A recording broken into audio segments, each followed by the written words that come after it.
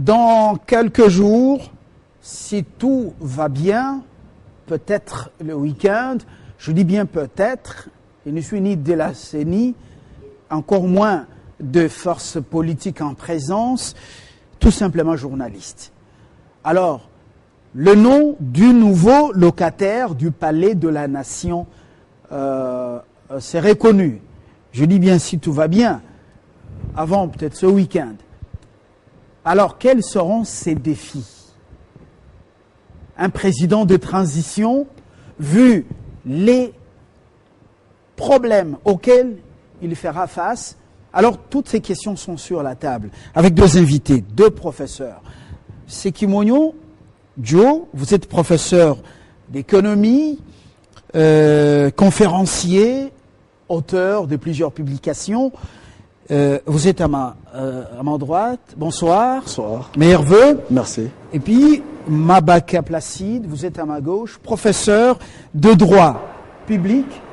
Voilà, vous tous, vous êtes Banamboka, mais vous, le premier aux États-Unis, le second en France, mais avec des cours que vous dispensez partout, et même au pays. Alors, les principaux défis, je voudrais commencer par vous. Le futur président, dans quelques jours, va-t-il, d'abord, quels seront ses problèmes? Par où il faudra qu'il commence? Merci. Les problèmes sont nombreux. Les problèmes sont nombreux, mais je vais dégager, je dirais, 3 défis principaux et j'en retiendrai, en ce qui me concerne, au regard de mes compétences, 2 essentiels. Il y a les défis que j'appelle les défis structurels ou institutionnels, parce que si aujourd'hui on a eu des difficultés pour l'organisation des élections, pour la stabilité des institutions, c'est lié à la question de la stabilité constitutionnelle, donc question des institutions, donc la forme, la manière dont la Constitution a été conçue. Ça, c'est ce que j'appelle les défis structurels. Donc, qui sont liés à la cohérence constitutionnelle, à la cohérence structurelle. Le deuxième défi, c'est ce qu'on peut appeler le défi social ou les défis sociaux, qui sont nombreux. Et troisième, les défis économiques, bien sûr. Bon, social et économique, c'est lié. Mais la base, à mon sens, la fondation, pour que la maison tienne debout et reste stable d'une manière, je dirais, durable, c'est d'abord la cohérence structurelle, la cohérence constitutionnelle. Voilà le premier défi à relever que je pourrais développer tantôt. Je reviens à vous tout à l'heure. Vous avez 2 publications qui sont les plus en vogue, protection de l'enfant, risques et perspectives de la Constitution de 2006. On va revenir. Sekimonyo, le futur président, c'est lui que, en fait, dont tout le monde attend. Sera-t-il un président des transitions? Quels seront ses véritables défis? Moi, je dis, je suis biaisé, je pense plutôt c'est le contraire. Quand on parle de droit, c'est mettre la charrue devant le bœuf. Oui. Moi, je pense que le développement apporte la paix. Le plus grand problème, c'est le problème de salaire.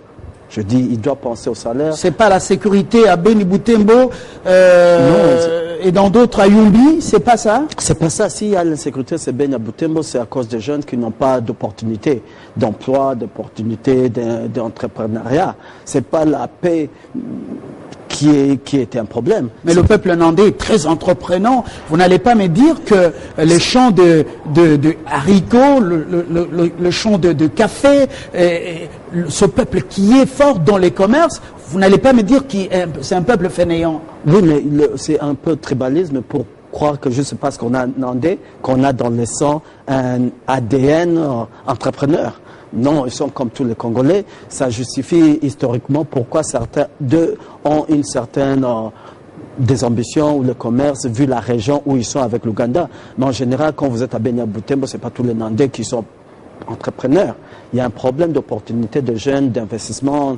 Ils participent pas, ils n'ont rien pour participer au commerce du XXe siècle. Donc le premier défi, c'est le salaire. Le salaire. Après le salaire viendra l'emploi. Et la troisième que je peux dire, la retraite. Si on peut arriver à résoudre ces trois questions basiques, on peut alors parler de l'état de droit. On peut parler de droit, on peut parler de la Constitution. Mais avant tout, c'est la poche du Congolais. Mais il y a d'abord la cohésion nationale. Le pays, apparemment, semble être en fragment avec à la sortie de ces élections, quand même, on dit sociologique. Je reviens à vous. Est-ce que c'est pas le plus grand défi, quand même? La pauvreté. Alors, je vais donner un exemple. Dans un camp des réfugiés, s'il y a un sac de riz pour 10 000 personnes, les gens tendent à être tribal, animal. On se regroupe, on se divise en celui qui te ressemble. S'il y a le riz pour tout le monde, ce n'est pas un problème. La pauvreté crée certains problèmes.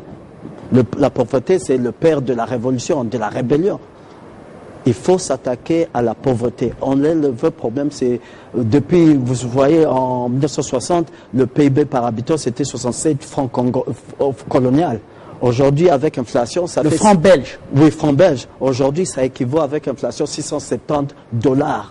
Ça veut dire de 60 jusqu'à aujourd'hui, c'est comme si on n'a pas bougé. On n'a pas bougé sur les revenus des Congolais. Et le Congolais, en 1960, il s'est révolté à cause de ça. On a demandé l'indépendance à cause de la pauvreté. Lumumba l'a dit dans son discours. Et c'est le même esprit qui nous conduit. On est toujours attaché, on parle de droit. Quand on parle de droit, on permet de fouetter le Congolais. On n'a pas besoin, pour moi, d'un pays de droit. On doit commencer par l'économie, le droit vient après.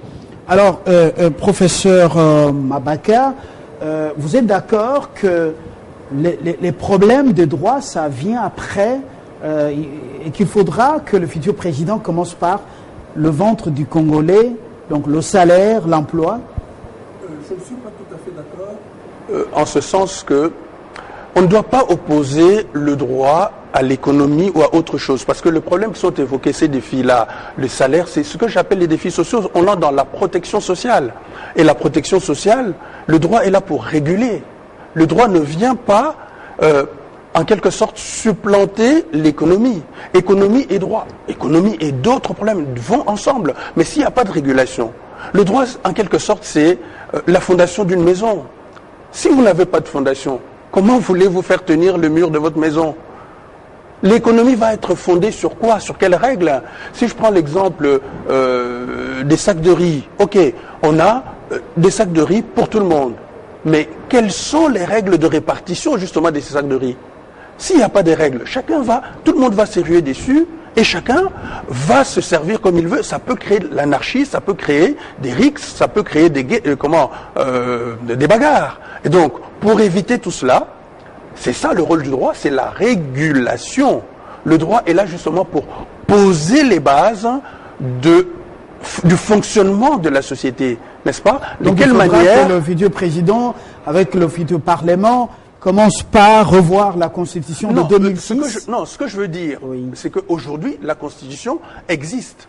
Bien sûr, il doit se baser sur la Constitution actuelle. Mais durant son mandat, il doit tirer toutes les conséquences de la déficience structurelle, c'est-à-dire des problèmes qui ont été posés par la Constitution de 2006, et doter le Congo d'une constitution pensée et qui répond aux besoins des Congolais, dont la question notamment de pauvreté, les questions économiques. Comment on va organiser notre société? Aujourd'hui, la Constitution de 2006, c'est une constitution qui est simplement, pour moi, une constitution importée. C'est une constitution qui est un copier-coller calqué sur le modèle français. Français et belge de 1970. Je donnerai un exemple. Mon collègue parlait tout à l'heure de penser que les Nandés, c'est du tribalisme. Mais le tribalisme, c'est un fait qui existe du fait de la Constitution.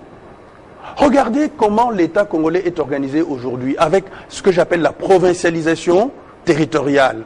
Donc l'organisation territoriale du Congo, c'est 25 provinces, y compris la ville de Kinshasa, 26, c'est ça je crois, sauf erreur de ma part, 26. Mais entre l'État central, les provinces et ce qu'on appelle les entités territoriales décentralisées, on se rend compte que la forme juridique de l'État est à la fois unitaire, mais également fédérale. si vous voulez. C'est ce que j'ai développé dans mon ouvrage, justement, sur la Constitution, risque et prospective. C'est que on n'a pas un État qui décide de tout. On a d'abord le gouvernement central, d'une part, on a les provinces d'autre part, et on a, ce qui d'ailleurs n'a pas encore resté installé dans le cadre de la décentralisation, ce qu'on appelle les entités territoriales décentralisées. Donc la chefferie, la commune, la ville, le secteur. Donc il y a un gros problème de ce côté-là. Il faut essayer de trouver des solutions pour que la paix suppose l'unité des Congolais. Et pour qu'il y ait unité, il faut que l'État soit vraiment unitaire, qui serait basé sur la déconcentration.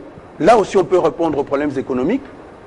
Et la décentralisation qui doit être mise en place avec ce que j'appelle l'auto-organisation de ces collectivités territoriales qui doit être aussi revue et non pas la libre organisation. Alors, Joe Sekimogno, le développement doit-il partir de la base au sommet ou du sommet jusqu'à la base? Autre préoccupation, ici, la mobilisation des richesses pour payer un salaire décent et puis permettre aux gens de manger à satiété. Comment y arriver lorsqu'on a une faible mobilisation des richesses? On dit, bon, moi j'apprécie la discussion qu'on a maintenant là, parce que c'est rare qu'on ait ce genre de discussion. J'aimerais qu'en 2023, qu'on arrive ces gens à nous départager. En 2023, parce que la question que je pose, juste pour répondre, oui, s'il y a beaucoup de sacs de riz, on peut faire des règles comment distribuer, mais s'il y a 5000 personnes, il n'y a qu'un sac de riz. Quel genre de règles? Aujourd'hui, on est dans une situation où il y a un sac de riz pour 80 millions d'habitants. Alors, pour moi, c'est ça la question. Et pour dire même le développement, commencer par en haut, par en bas, je dis non, on doit commencer par le débat. On doit commencer le débat scientifique d'abord, les idéologies. Il y a certains qui croient que le développement commence par en haut pour aller en bas. Moi, je dis ça doit commencer en bas par en haut. Par exemple, quand on dit il faut les revenus de l'État, moi je dis vous parlez du Congo, vous ne parlez pas du Congolais. Je dis parlons du Congolais, parlons du revenu. On doit trouver le moyen d'accroître les revenus du Congolais avant de parler du revenu de l'État. L'État doit être l'esclave financier des individus, pas de l'État. Ça veut dire, aujourd'hui, vous avez le code minier pour refouler de l'argent dans le caisse de l'État. Moi, je dis non, on devait parler du SMIC. On devait penser au Congolais. Alors, cette réforme, justement, initiée par le président de la République, oui, c'est une réforme que le Parlement a donc réussi, promulguée par le chef de l'État, le nouveau code minier. Est-ce une bonne nouvelle ou une mauvaise nouvelle? Moi, je dis plutôt que ça a été une nouvelle relevante. On a augmenté, on a parlé du Congo, on n'a pas parlé du Congolais. Aujourd'hui, vous allez deux fois à l'intérieur, à Kolwezi, à Kipushi, où un expat est payé 5, 10 fois, 20 fois que le Congolais pour le même travail. Pour quelle raison? Le Congolais est aussi humain que l'expat. Ça, c'est pas même juridique. Si, d'où la nécessité des règles. La règle, mais je dis aujourd'hui, on doit parler du SMIC. On doit parler idéologiquement. Après ça, quand on a assez de sacs de riz, j'apprécie qu'on parle de règles, mais aujourd'hui, on doit savoir comment on va augmenter le sac de riz dans 5 ans. Et on n'est pas encore au niveau de parler de la jurisprudence des règles de jeu. Donc le futur président qu'on attend dans quelques jours doit mettre le Congolais au centre de son action. Tout à fait. En moins 3 ans, 4 ans, c'est après qu'on peut parler de la Constitution. Aujourd'hui, il doit laisser les routes, il doit laisser les grands travaux, il doit laisser les grands chantiers, il doit s'occuper seulement du Congolais. Le reste vient. De quelle manière, avant de revenir à votre collègue? On doit parler SMIC, on doit accroître le SMIC, on doit avoir... Mais SMIC, combien de Congolais travaillent? On augmente avant le SMIC, après on s'attaque au chômage. Parce qu'on peut avoir, je vous ai parlé une fois de l'île de Cuba, qui a un taux de chômage presque 0. Mais les gens sont pauvres parce que le salaire sont $10 par mois. Ça veut dire qu'on doit s'attaquer au SMIC. C'est après, ça va créer une crise économique. On doit avoir une banque centrale qui comprend comment créer la machine créancière.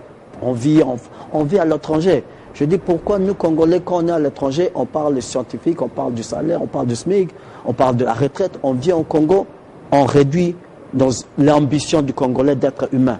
On doit, même les gilets jaunes, je crois la deuxième question de la charte, c'était SMIC, c'était retraite. On doit copier. Certaines places, on peut copier, amener au Congo. Ça va créer une crise, mais ça sera une crise, comment on appelle, positive, après 5 ans. Alors, professeur Mabaka, vous sentez qu'on est au-delà de Alon Guinaye? Nous sommes au-delà de l'exubérance de la cervelle. Ou Alon Guinaye, poudre, oui, le foufou, c'est bien, oui, Alongui, mais après, il est là, et il risque d'être un président de transition. Je reviens à vous, par rapport au problème qu'il pose, il dit, il ne faut pas s'occuper de l'État, il faut s'occuper du Congolais. Mais la question, c'est de savoir c'est quoi l'État. Le Congolais, c'est l'État. Parce que l'État, c'est quoi? C'est l'ensemble de chaque... En fait, c'est la volonté générale qui est issue de chacun des Congolais. Parce que, si vous voulez, d'un point de vue philosophie du droit, n'est-ce pas? L'État, c'est l'émanation de la volonté populaire. Nous sommes les souverains, et on le dit même dans la Constitution. Le peuple est souverain, le citoyen est souverain. Et c'est lui souverain qui a délégué l'exercice de ses compétences à la société, à la communauté, qui va justement agir dans son intérêt et qui doit répondre à ses besoins. D'où le choix d'ailleurs des dirigeants.